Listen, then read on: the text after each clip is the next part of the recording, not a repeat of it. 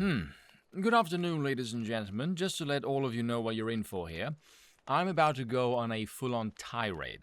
I'm going to do my best not to flip my lid, so I will be compensating for that by swearing excessively, so don't say you weren't fucking warned.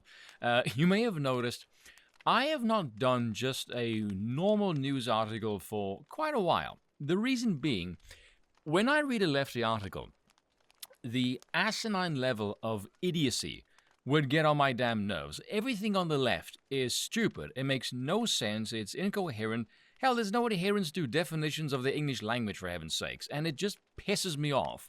And I did not want to be another channel that just bashed the left repeatedly because they're stupid and they piss me off.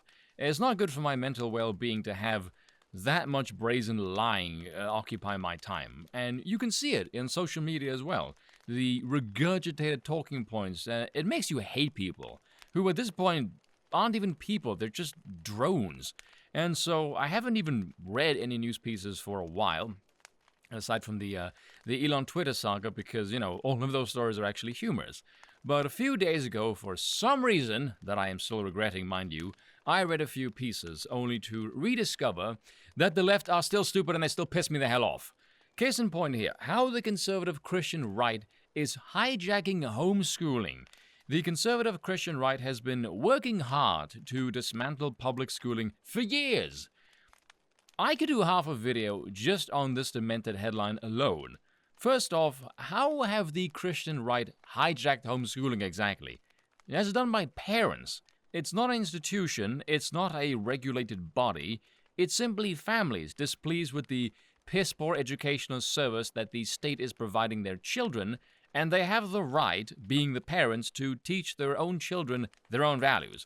And secondly, why do I see so many lefty writers contradict themselves in their own fucking articles? One of the main purveyors of homeschooling was a fundamentalist, Rosas Rushduni, which is a great name by the way, whose work beginning in the 1960s in establishing Christian day schools grew into the homeschooling movement. He saw homeschooling as a way to cut the government out of educating Christian children and to prepare them to take their place in a theocratic government. Yes, a fanatical idea that has clearly bore fruit, as the Rainbow Coalition are all being burned in red states like it's the Salem fucking witch trials. We can only hope. Main purveyors. So, they did not hijack the homeschooling movement, they made it.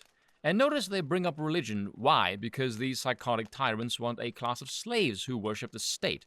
Close ties to family and God are threats to their ideological goals. Make no mistake, these people are pure fucking evil. Again, don't think because it sounds far-fetched that prohibits them from trying.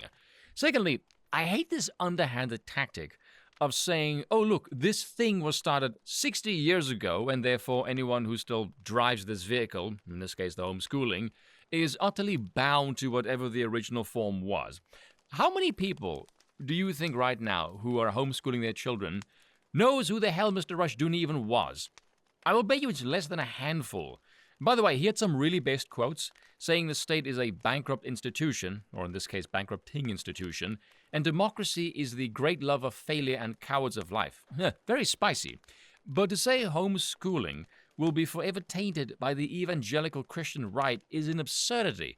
Fuck's sake, these people champion Planned Parenthood as the vehicle for women's rights, even though it was literally started by a pro-white eugenicist. So I get the impression things can change, or more likely, these inconsistent weasels will flip the switch when it suits their tyrannical whims and wishes. Far as the conservative Christian right working so hard to dismantle public schooling goes, these people talk about imbecilic bullshit like decolonizing maths. Here's an example, right? This is from California, as V likes to say.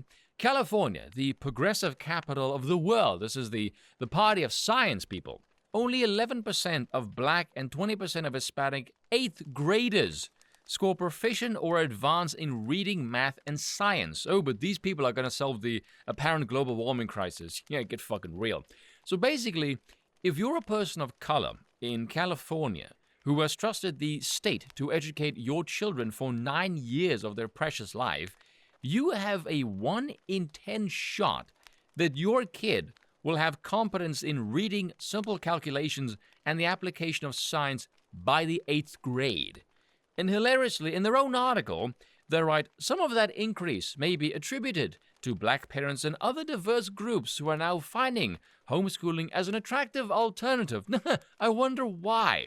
Look at those percentages. That is not the Christian right that is undermining faith in public education. That is your piss poor results, you illiterate fuckheads.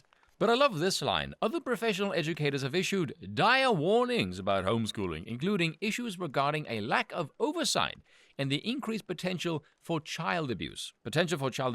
You know, I think keeping children away from the who want to teach those under the age of 10 about sex is the superior method of alleviating fears of child abuse.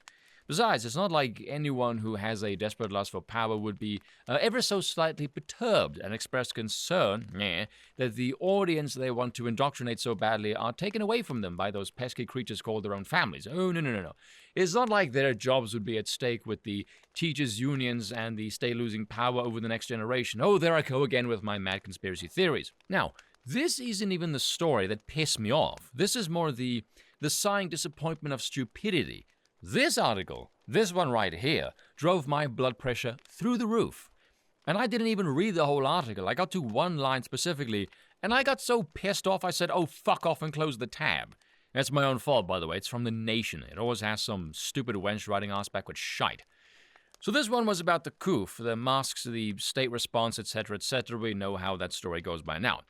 But this line, did it bring us closer to what decades of right-wing propaganda had not quite succeeded in doing, generating widespread public support for the deconstruction of the administrative state, a phrase favored by Trump crony Steve Bannon? Come again? I know I shouldn't get upset at this. I'm gonna bust this bitch here as soon as we get outside. But that was my reaction. Because of course it's only women that would write this kind of shit. For 4 agonizing years, we had to sit through the demented ramblings of these illiterate halfwits, screaming, oh, Trump was authoritarian. Oh, but Bannon, the Trump crony, was advocating the destruction of the administrative state. How the fuck was Trump supporting authoritarianism then?